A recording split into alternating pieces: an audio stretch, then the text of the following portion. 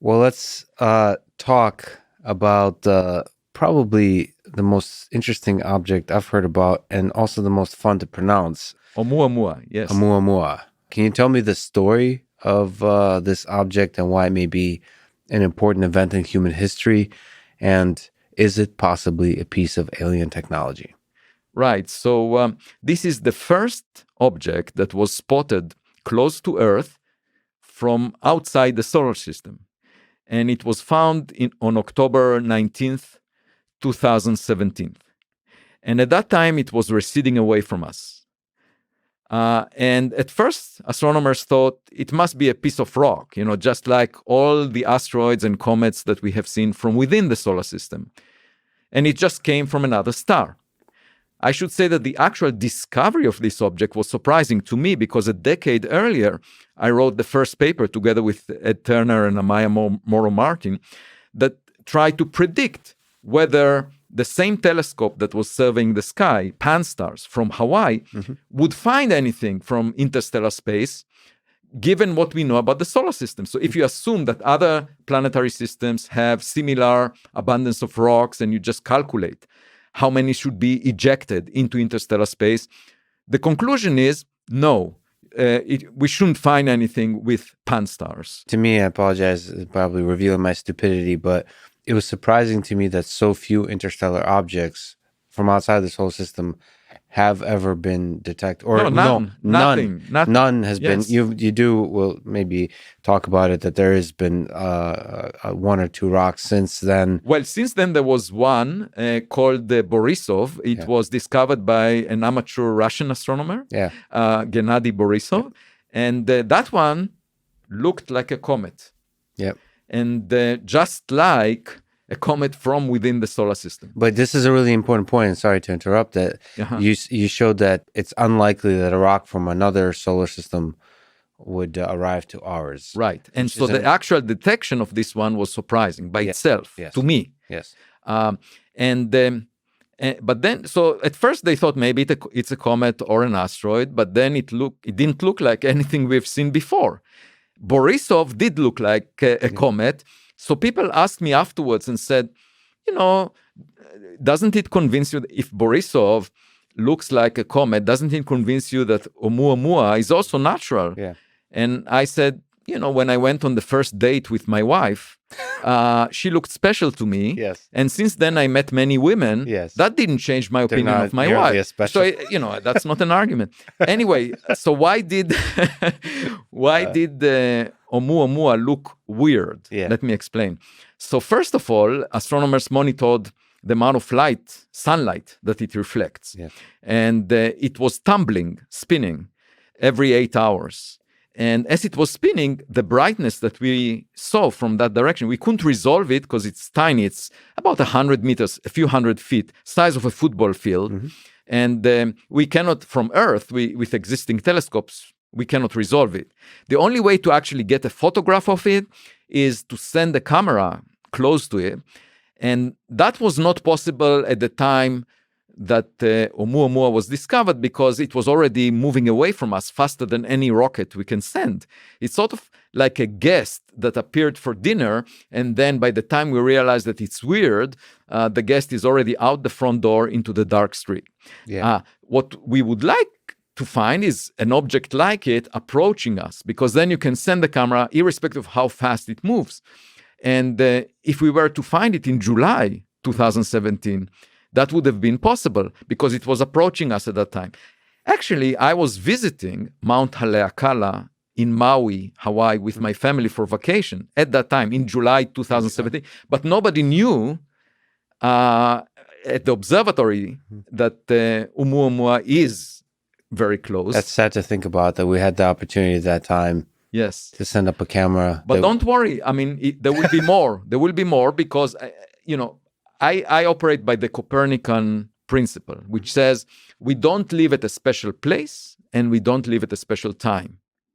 And that means, if we surveyed the sky for a few years and we had sensitivity to this region between us and the sun, and we found this object with Pan-STARRS, there should be many more that we will find in the future with surveys that might be even better. Yes.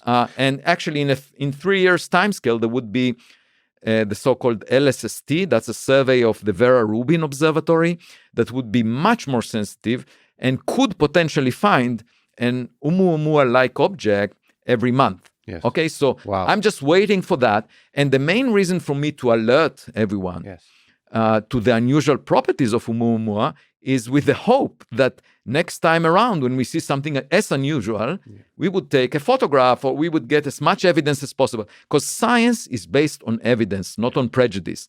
And we will get back to that theme. So anyway, let me point out some what of the properties, actually. Yeah, Yes. the elongated nature, all of those kinds of things. So the light curve, the amount of sunlight that was reflected from it was changing over 8 hours by a factor of 10, meaning that the area of this object, even though we can't resolve it, the area on the sky that reflects sunlight was bigger by a factor of 10 in some phases as it was tumbling around than in other phases. So even if you take a piece of paper that is razor thin, there is a very small likelihood that it's exactly edge on. And getting a factor of 10 change in the area that you see on the sky is huge. It's much more than any. It means that the object has an unusual geometry. It's at least a factor of a few more than any of the comets or asteroids that we have seen before. You mentioned reflectivity, so it's not just the geometry, but the properties of the surface of that thing. Well, or no? If you assume the reflectivity is the same, then it's just geometry. If you assume the reflectivity may change, then it could be a combination of the area that you see and the reflectivity, because different directions may reflect differently.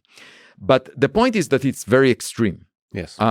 And actually the best fit to the light curve that we saw was of a flat object, unlike all the cartoons that you have seen of a cigar shape. A flat object at the 90% confidence gives a better model for the way that the light varied.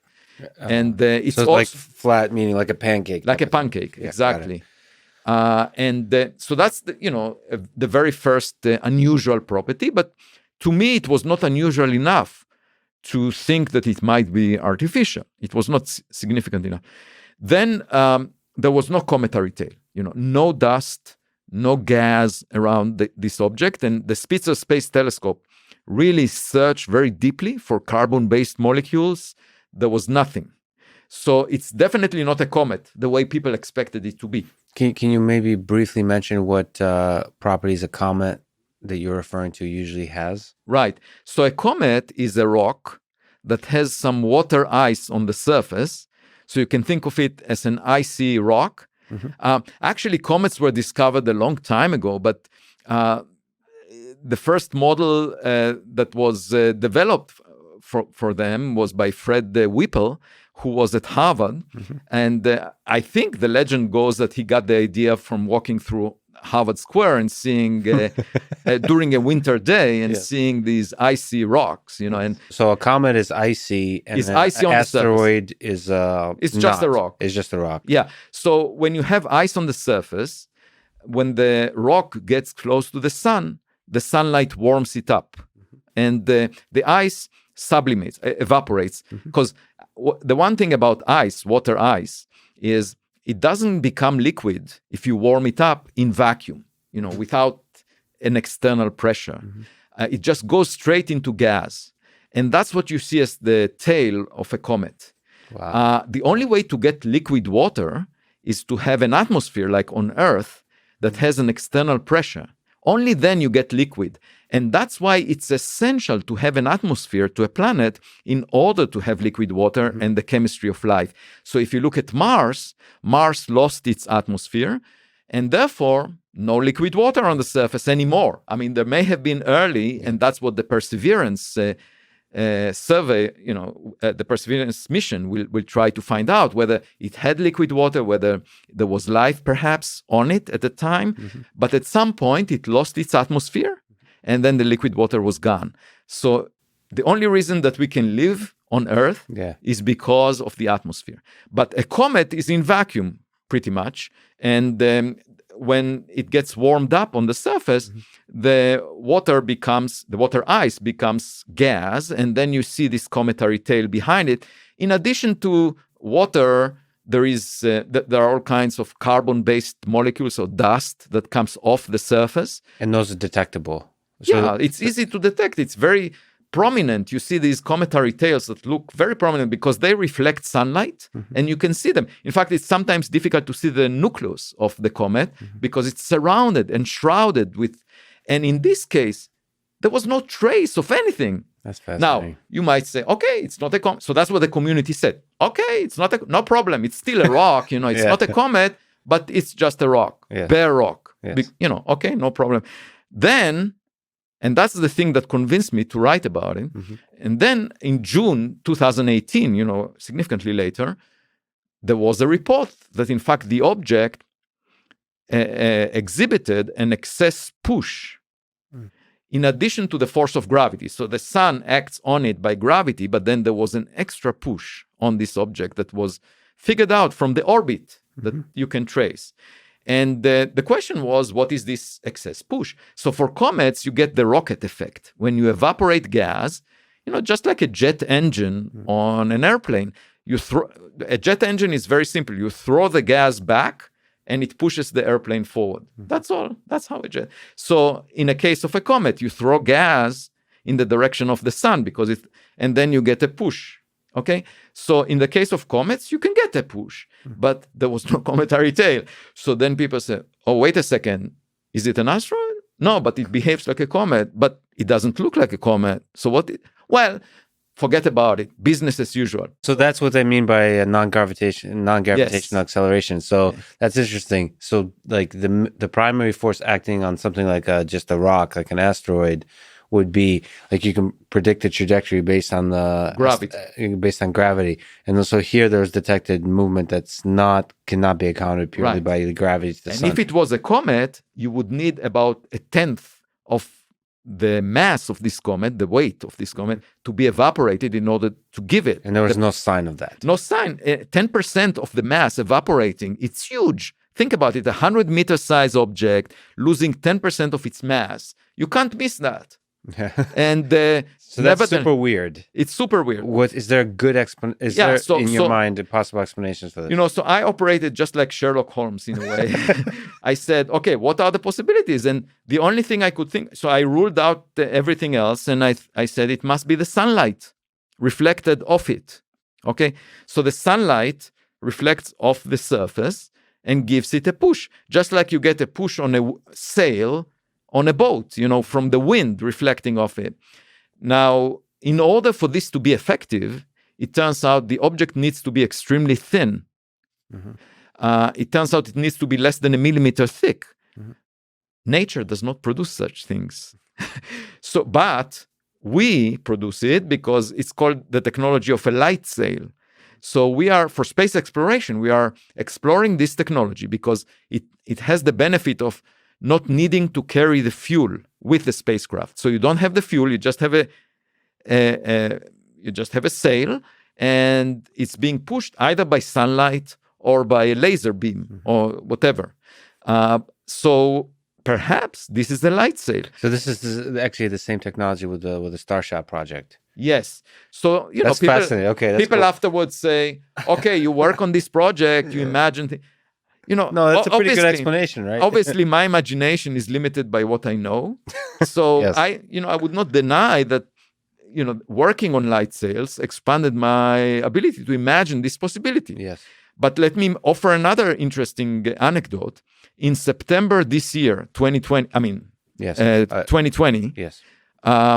There was another object found, and it was given the name 2020 SO by the Minor Planet Center. This is an organization actually in Cambridge, Massachusetts, that gives names to objects, astronomical objects found in the solar system. And they gave it that name 2020 SO because, it looked like an object in the solar system. And it moved in an orbit that is similar to the orbit of the Earth, but not the same exactly.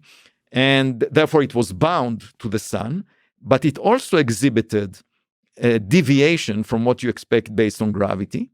So the astronomers that found it extrapolated back in time and found that in 1966, it intercepted the Earth.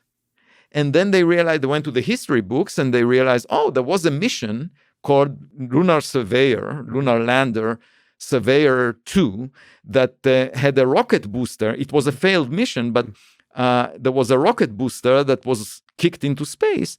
And presumably this is the rocket booster that we're seeing. Now, this rocket booster was sufficiently hollow and thin for us to recognize that it's pushed by sunlight. So here is my point. We can tell from the orbit of an object. Obviously, this object didn't have any cometary tail. It was artificially made. We know that it was made by us. And it did deviate from an orbit of a rock. Yes. So just by seeing something that doesn't have cometary tail and deviates from an orbit shaped by gravity, we can tell that it's artificial. In the case of Oumuamua, it couldn't have been sent by humans because it just passed near us for a few months. We know exactly what we were doing at that time. And also it was moving faster than any object that we can launch. Yes. And so obviously it came from outside the solar system. And the question is, who produced it? Now, I should say that, when I walk on vacation on a beach, I often see natural objects like seashells that are beautiful, and I look at them, and every now and then I stumble on a plastic bottle, and that was artificially produced. And my point is that maybe Oumuamua was a message in a bottle, and we should. This is simply another window into searching for artifacts from other civilizations. Where do you think it could have come from?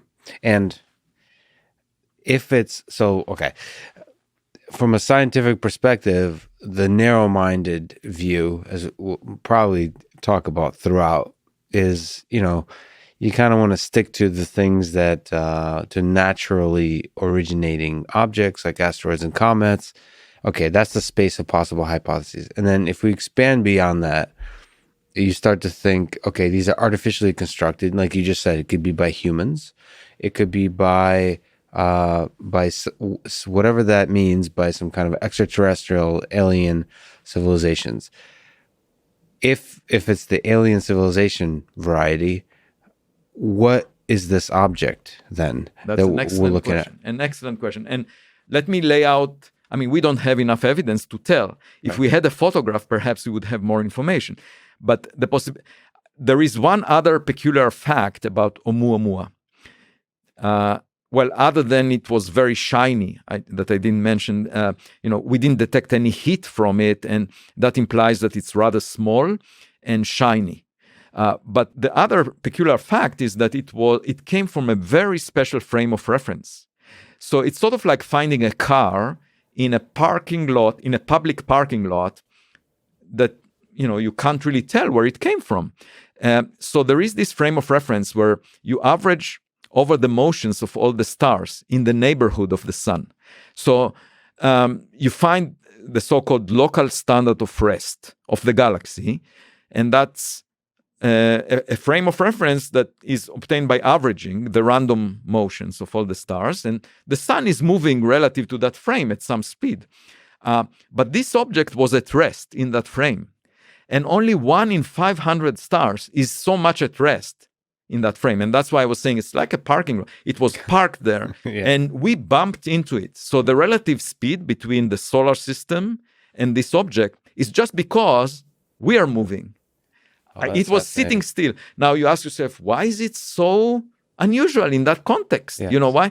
Because if it was expelled from another planetary system, most likely it will carry the speed of the host star that it came from. Yes. Because it was, the most loosely bound objects are in the periphery of the planetary system, and they move very slowly relative to the star, and so they carry when they are ripped apart from the planetary system, most of the objects will have the residual motion of the star, roughly, relative to the local star. But this one was at rest in the local star. Now, one thing I can think of, if there is a grid of road posts, like for navigation system, so that you can find your way in the local frame, then that would be one possibility. So these are like little sensors that's fascinating to think about. So there could be, I mean, not necessarily literally a grid, but just evenly, in some definition of evenly spread out set of objects like these that are just out there. A lot of them.